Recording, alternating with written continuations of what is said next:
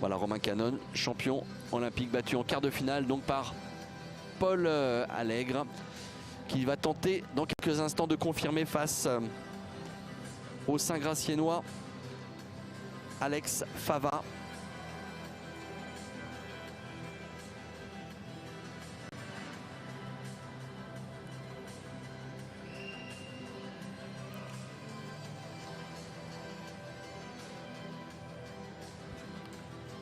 Alors de la même manière que dans l'épreuve féminine, à l'épée masculine on peut toucher partout. On va à 15 touches, on a 3 tiers-temps de 3 minutes pour inscrire ces 15 touches.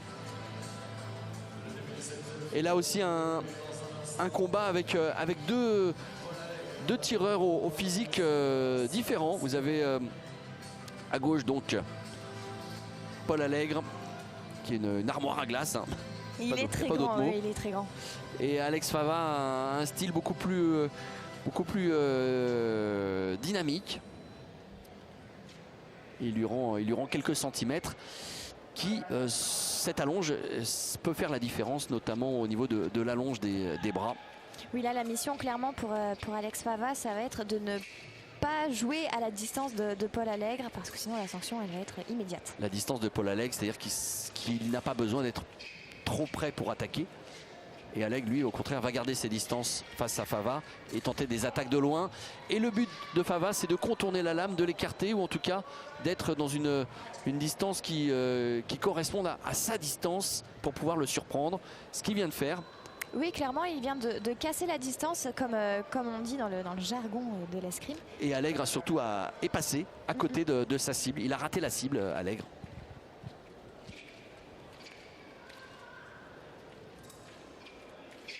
Donc on va avoir deux escrimes différentes, peut-être plus dynamiques, en tout cas sur les appuis à droite pour le tireur Alex Fava.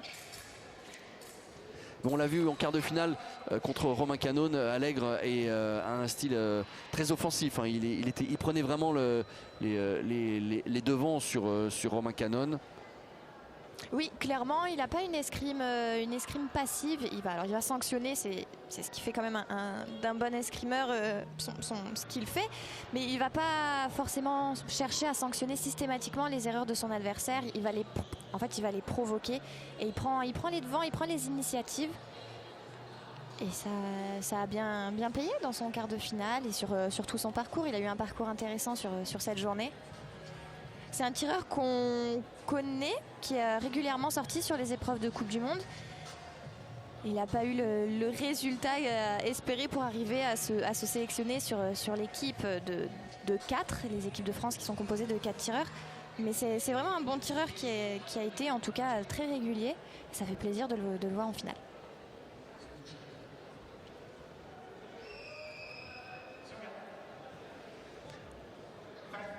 Toujours 1-0 pour Alex Fava, à droite de la piste.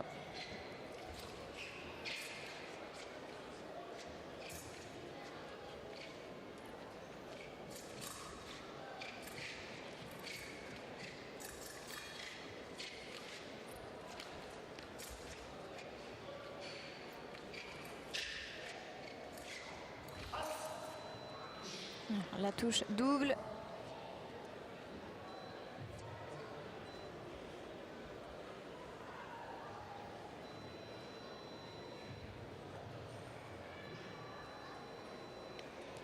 Alex Fava qui était dans l'équipe championne du monde au Caire l'an passé.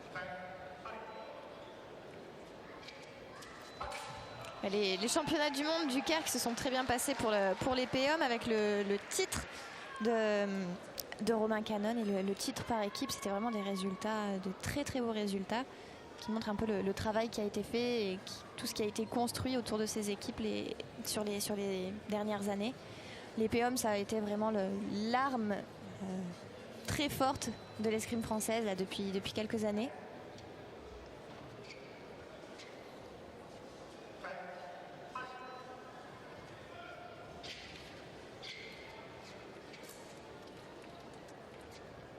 Voilà, on sort de la distance, on revient.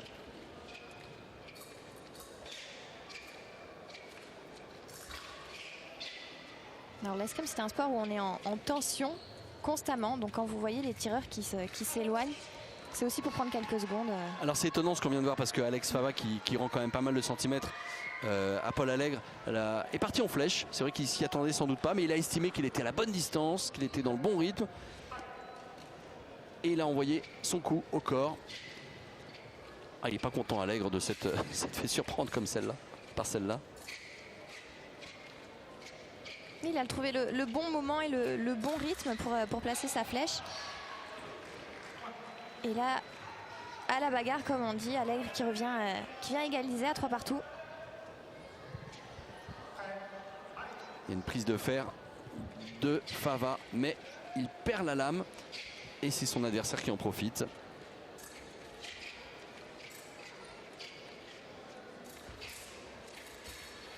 Donc pour le moment, c'est Allègre qui va mettre la pression sur son adversaire. Vous voyez, il va le bloquer un peu en son fond de piste. Il l'oblige à partir en fait. À un moment, il ne pourra plus reculer. Fava, il va devoir attaquer et Allègre espère le contrer ainsi comme là. Alors, je pense que c'est pas la double qu'il allait chercher dans son plan. C'était pas ce qu'il allait chercher. Pour le moment, il va s'en contenter.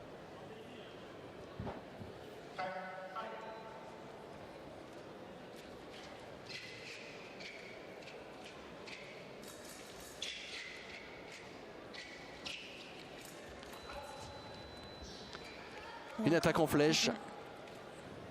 Encore une tentative de flèche. Et une double. Et la double derrière. Allègre qui reste très attentif, en tout cas au départ des actions d'Alex Fava. Qui ne veut pas se laisser surprendre une fois, mais pas deux.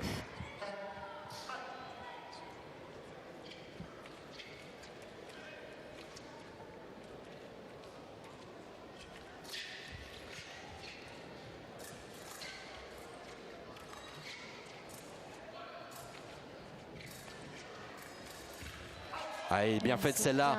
Ouais. Il a bien fermé, il a très bien fermé la porte, Alex Fava. Il a attendu que Allègre aille au bout de son action. Il le part et riposte, un peu comme au fleuret. Oui, une action de fleurettiste. Ah, magnifique encore le contre d'Alex Fava. Là, il n'a pas reculé, il n'a pas laissé venir son adversaire. Il a contré tout de suite, quasiment dans la préparation de son action. Ouais, il alterne vachement les touches. Alors parfois il va accepter de reculer et de se mettre dans ses 2 mètres. Et puis sur d'autres touches, il va refuser de reculer. Et puis il va faire des actions comme il vient de le faire. Voilà, 5 secondes, il a regardé le chrono. Ça va pas bouger. Non, deux touches d'avance. 2 touches d'avance.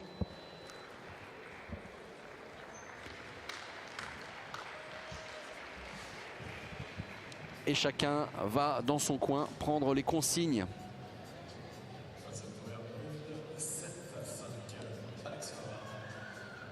Voilà, on s'hydrate, on échange avec son coach.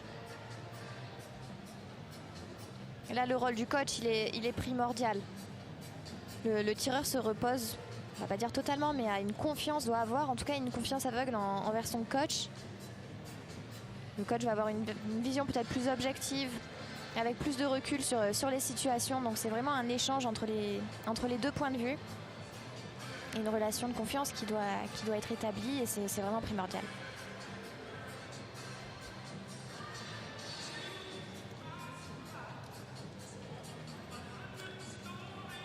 Alex Fava tout à l'heure en quart de finale qui s'est qualifié in extremis. Il y avait 14 partout, il a inscrit la 15e touche. Face à Roland Barthélémy. Il a longtemps été mené dans ce quart de finale, mais il s'est imposé. Et le voilà en finale avec 2 touches d'avance sur Paul Allègre.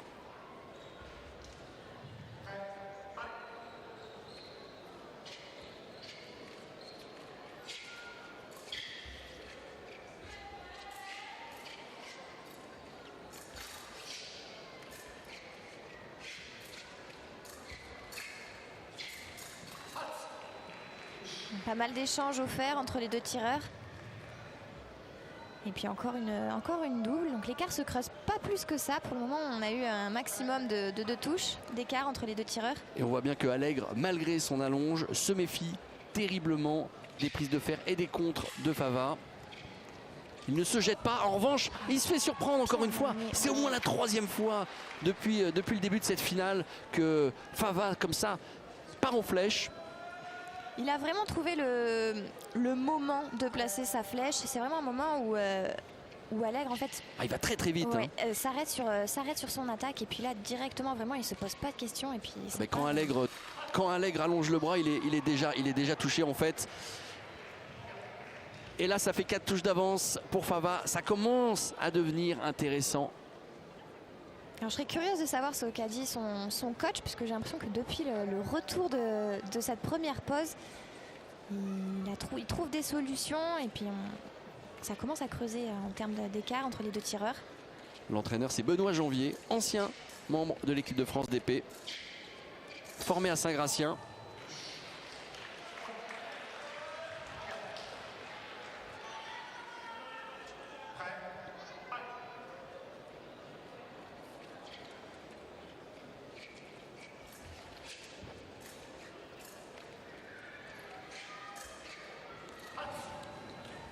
Il a encore tenté, mais cette fois, Paul Allègre s'est pas laissé surprendre. On va chercher la double. Toujours 3 touches d'écart. Je pense surtout que Fava allait chercher la double. Hein.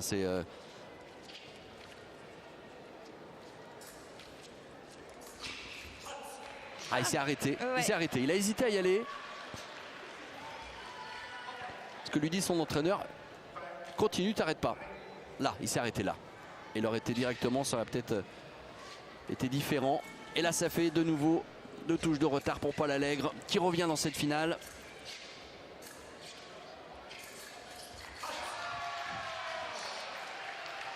C'est bien battu, c'est très bien battu. Je pense que là, il commence à trouver des solutions, Paul Allègre, sur les attaques de Alex Fava. Il trouve des solutions, il ferme là où il faut fermer. Il arrive à bloquer comme il faut. Et ça fait 11-10. Hein. Ah bah oui.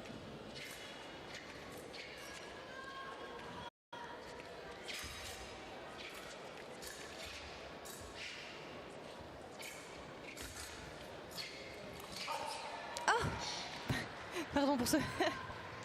Je pensais vraiment qu'il allait allumer. Lui aussi d'ailleurs, il demande à l'arbitre d'essayer son arme qui fonctionne. Alors qu'est-ce qui s'est passé? On va essayer de voir ça sur le ralenti. Ah, pourtant on voit bien la lame se plier. Ah, il a l'air désolé, le pauvre Paul Allègre. Mais là malheureusement, seule la vérité des lampes compte.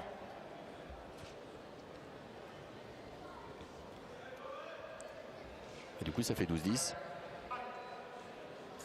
Mais c'est pas fini dans cette finale. Il faut aller jusqu'à 15 pour être champion de France. Parti en flèche. Et là, Allègre a bien écarté la lame de son adversaire. Et il a pu porter une remise. La flèche, c'est plus forcément une solution trop viable là, pour Fava. Ça fait plusieurs fois qu'il la tente. Au mieux, il arrive à accrocher la double. Mais Paul Allègre trouve des solutions là, sur ses flèches. Donc c'est peut-être le moment de changer de tactique. Et encore le pressing de Paul Allègre. Oh là là là là là là là là. Comment Allègre fait pour ne pas toucher?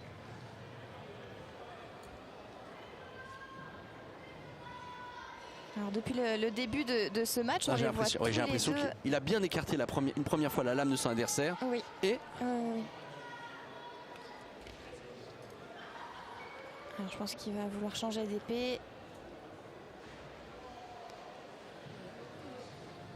Et je pense qu'il était convaincu d'avoir touché. Alors ce qui peut arriver aussi, c'est que quand la lame se plie, il y a un faux contact. Regardez, là à droite, il part en flèche.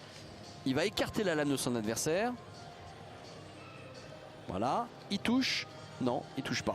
En revanche, Fava, lui, au moment de passer, a le droit de toucher et il en profite. Oui, totalement. En fait, il a le droit à sa remise. Il n'a pas encore dépassé son adversaire. Alors après, on voit pas bien ce qui s'est passé. Hein. Il n'a pas forcément touché. Il a très bien pu passer, plaquer sur le corps de Fava. Je pense que c'est la bonne stratégie pour Paul Allègre de changer d'épée. Il faut avoir confiance en son matériel. S'il commence à douter, avoir le moindre doute, ça va être compliqué. Donc meilleure chose à faire. Est-ce qu'on va voir sur ce point de vue donc l'attaque de Fava, il écarte la lame. Ouais, je pense qu'il passe en fait, tout simplement. Et ça fait 13-11 pour Fava qui est à 2 touches du titre de champion de France.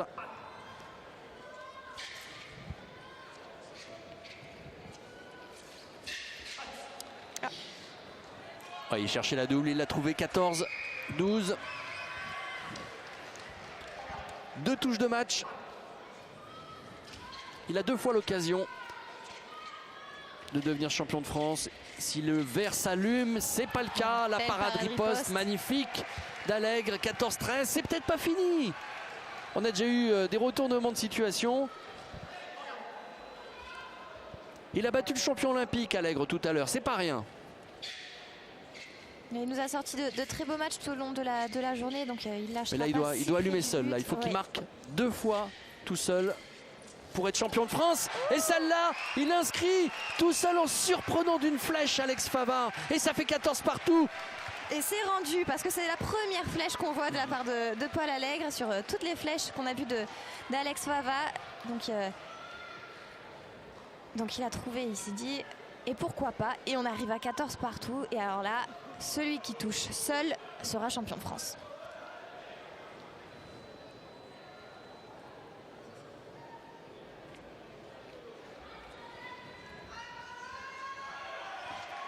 Alors, est-ce qu'il va continuer à faire le jeu, prendre un risque, Paul Allègre? Est-ce que Fava va tenter de le surprendre? Ils sont prêts tous les deux.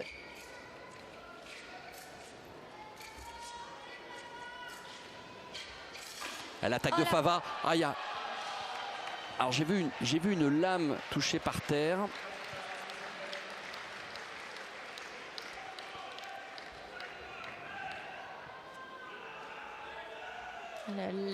Le coach de Paul Allègre qui est debout, il ne tient pas en place. Vous ne le voyez pas forcément à l'écran, mais alors il est... Bon, ça fait 14 partout. On en est toujours au même point. Il faut allumer seul pour être champion de France. Il reste 7 secondes, 6 secondes, 5. Est-ce qu'ils vont vouloir aller à la pause? Probablement. Oh oui. Ils vont profiter encore un petit peu plus de cette finale, faire durer le plaisir et surtout prendre conseil, un précieux conseil auprès de son entraîneur. On a vu à quel point tout à l'heure Fava avait bénéficié des conseils de Benoît Janvier. Oui, le retour de la première pause d'Alex Fava était tellement efficace. Il est repassé devant, il a même repris pas mal d'avance. On a été jusqu'à plus 4 pour Alex Fava. Donc alors on a deux situations totalement différentes. Là, il y a Paul Allègre qui est déjà prêt en milieu de piste. Et puis Alex Fava qui est en son fond de piste, les yeux fermés, qui respire, qui fait le vide. Mais en tout cas, les deux ont quitté déjà leurs entraîneurs.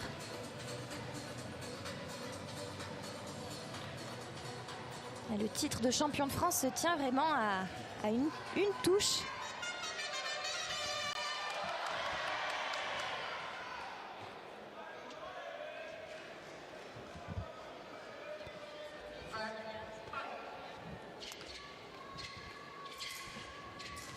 Et la touche et le titre pour Paul Allègre, champion de France. Il était mené 14-12 et il s'impose ici sur cette touche à Nantes, 15-14.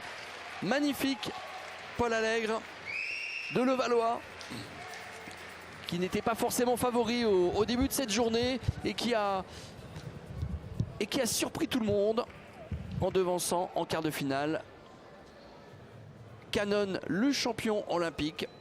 Et ici en finale, Alex Fava.